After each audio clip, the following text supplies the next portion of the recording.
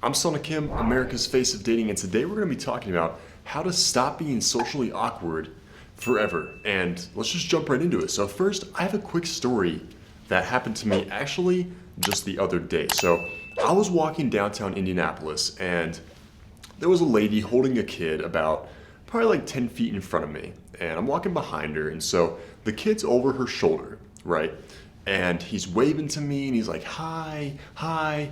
And I'm waving back, and it's like, here's the thing. I've never seen someone who is below 3 to 4 years old who is not social.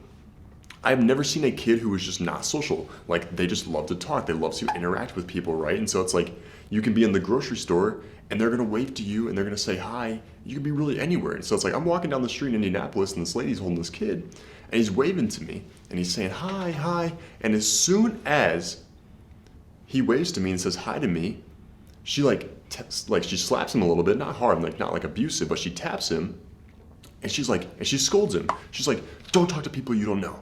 That's what she said. And then they just ran off. She just ran off with her kid.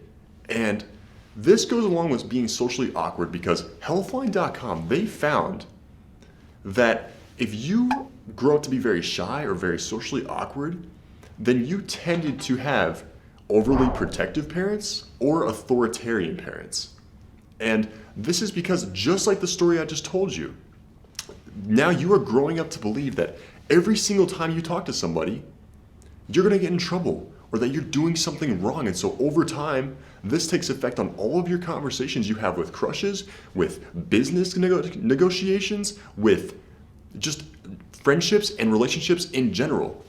This takes control of that because every single time you go into a conversation, you begin to fear that you are going to do something wrong. And so you are always holding back in conversation because of that, because you are so focused internally. And so if you want to stop being socially awkward, you first have to become aware of that.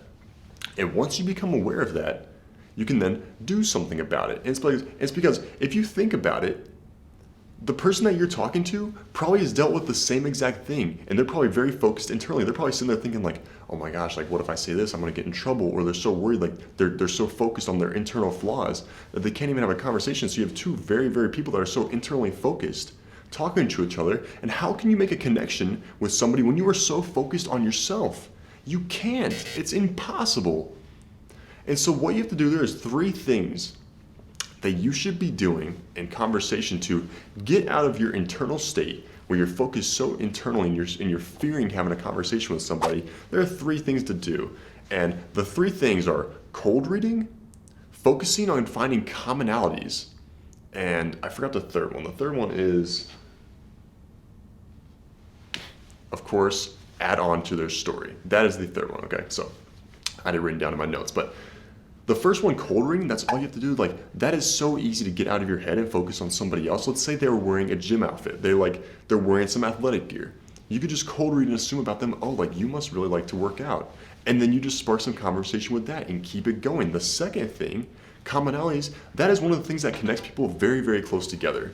So when you focus, when you find somebody who likes the same artist as you, or likes the same food, or likes the same restaurant as you can talk about that for hours.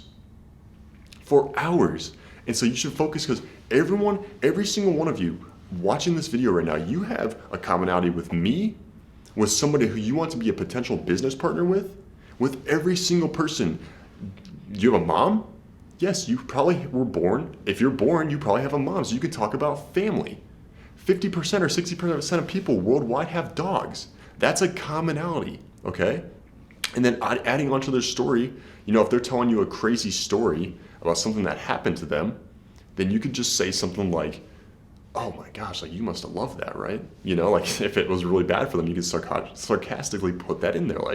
But anyways, those are three things to help you stop being socially awkward. And so I'm Selna Kim, America's face of dating, and I hope that helped you. Let me know in the comments if that helped you or not and what you want to hear more of.